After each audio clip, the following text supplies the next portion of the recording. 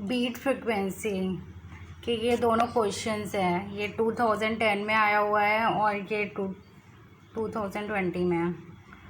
तो a 24 का frequency 500 hertz makes 4 beat per second.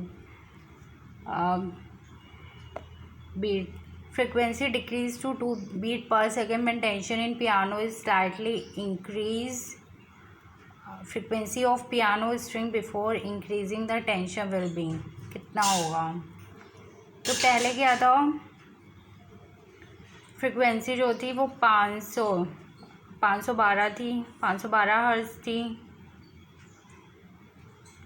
और उसमें बीट्स कितने थे, 4 बीट्स पर सेकेंड। तो उसमें क्या करेंगे हम, 4 तो या तो ज़्यादा होगा या तो कम होगा, तो 516 508। फिर क्या हुआ कि टेंशन जो है वो इंक्रीज़ कर दिया गया।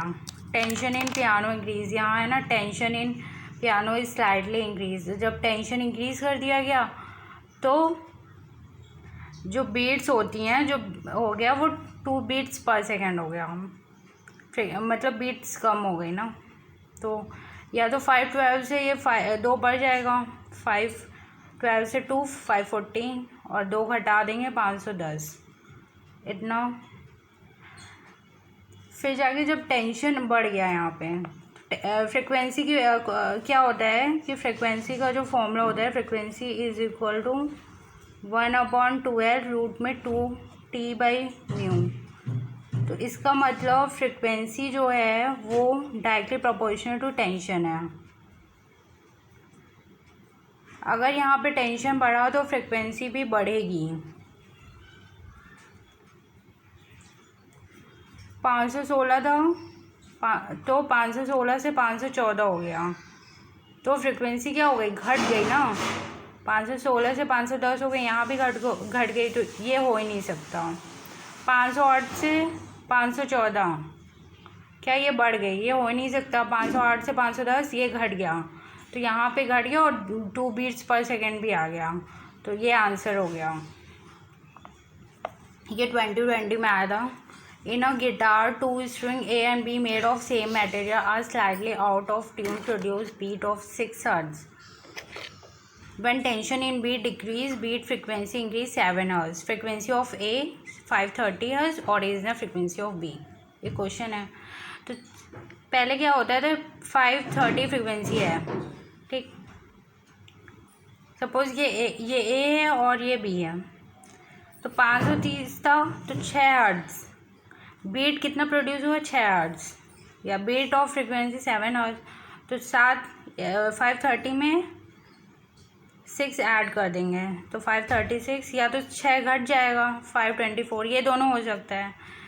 फिर दूसरी बार क्या करते हैं, टेंशन को डिक्रीज़ कर देते हैं।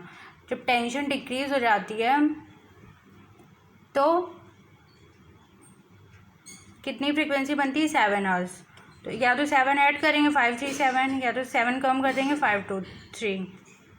तो फिर टेंशन यहाँ पे डिक्रीज़ है, वही बात है, frequency is directly proportional to tension, यहाँ जैसे था। तो अगर टेंशन डिक्रीज़ तो फ्रिक्वेंसी भी डिक्रीज़। तो यहाँ पे क्या होगा, 536 से 537 ये क्या बढ़ गया, 536 से 523 ये भी तो ये क्या हो गया, घट गया।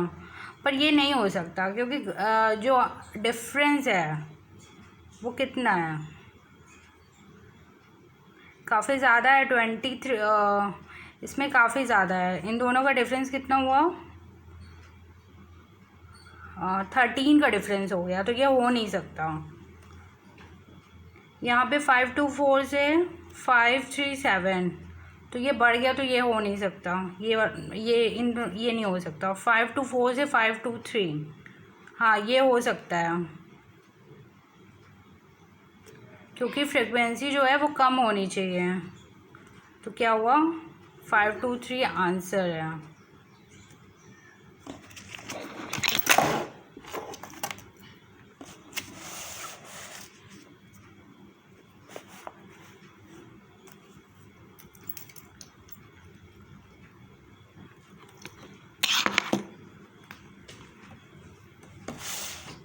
यहाँ पे ये मैंडेटरी नहीं है कि ज़रूरी नहीं है कि फ्रिक्वेंसी जो बीट है वो 2 बीट्स पर सेकेंड ही हो। जैसे यहाँ पे था कि यहाँ पे बीट्स जो है वो कितना आ रहा है, 1 बीट्स पर सेकेंड आ रहा है, तो भी ये आंसर है। पर कोई ज़रूरी नहीं है कि बीट्स सेम ही हो, बस फ्रिक्वेंसी क्या होनी चाहिए, कम होनी चाहिए, और जो अंतर होना चाहिए वो 5 का अंतर होना चाहिए।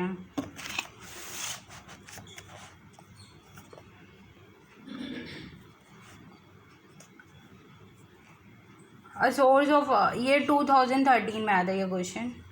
अ source of unknown frequency give 4 beats per second when sounded with source of unknown frequency 250 hertz.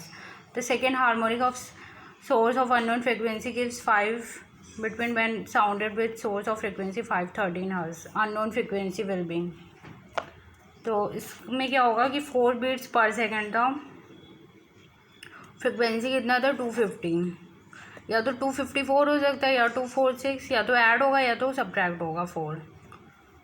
यहाँ पे क्या करेंगे, इंटू 2 करेंगे। क्यों करेंगे, क्योंकि second harmonic of unknown of source of unknown frequency दिया, तो सेकेंड हार्मोनिक दिया इसलिए 2 से इंटू किया तो आया 508492। फिर यहाँ पे 5 बीट पर सेकेंड दिया है तो 5 बीट पर सेकेंड हो गया, तो उस पर क्या फ्रिक्वेंसी दी है 513। 5 बीट पर सेकेंड में कितना दिया है